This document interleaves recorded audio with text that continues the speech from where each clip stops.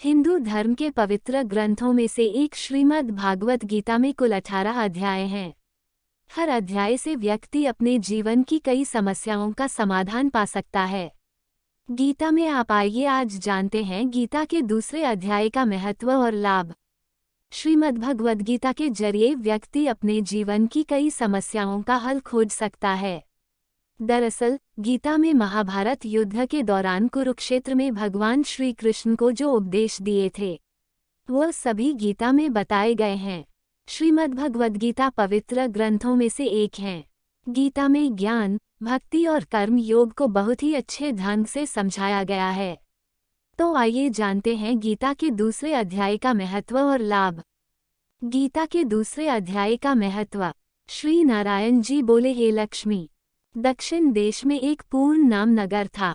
वहाँ एक देव सुशर्मा बड़ा धनवान रहता था। वह साधु सेवा करता था। जब साधु सेवा करते हुए बहुत दिन बीते तब एक बाल नाम ब्रह्मचारी आया, जिसकी सुशर्मा ने बहुत सेवा की और विनय किया कि हे संत जी, कृपा मुझे श्री नारायण जी के पाने का ज्ञानोपदेश करो। तब ब्रह्मचारी बोले, मैं तुझे गीता के दूसरे अध्याय का पाठ सुनाता हूँ। देव सुशर्मा ने कहा कि गीता जी के दूसरे अध्याय को सुनने से कोई आगे भी मुक्त हुआ है। बाल ने कहा, मैं तुझे प्राचीन कथा सुनाता हूँ। एक आयाली वन में बकरियां चराता था और मैं वहां भजन करता था।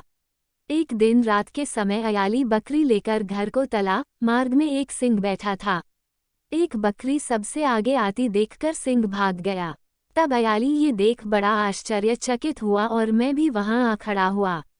उस चरवाहे ने मुझे देखकर कहा, मैंने यह आश्चर्य देखा कि बकरी को देखकर शेर डरकर भाग गया।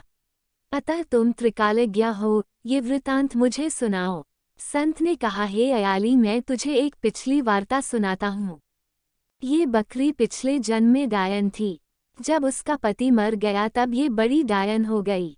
जिस सुंदर बच्चे को देखती उसे ही खा लेती थी। शेर पिछले जन्म में फंदक था।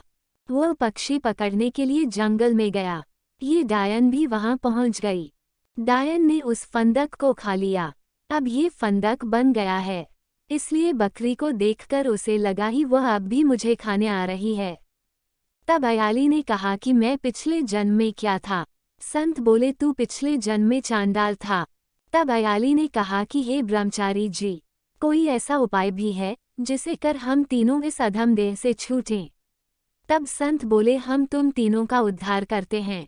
एक बात सपनों, भयानक पर्वत की कंदरा में एक शिला थी। उसमें श्री गीता जी का दूसरा अध्याय लिखा हुआ था। मैंने उन अक्षरों को उस शिला पर देखा था। अब मैं तुम्हें मन, वचन और कर्म एकाग्र करके सुनाता हूँ, तुम श्रवण करे। संत ने जब गीता जी के अक्षर सुनाए तो उनको सुनते ही तुरंत आकाश से विमान आए और उन तीनों को विमानों पर बैठा बैकुंठ लोक ले गए। दोस्तों, ऐसी इंटरेस्टिंग कहानी सुनने के लिए हमारे YouTube channel R N the Rock Entertainment को लाइक एंड सब्सक्राइब करें। धन्यवाद।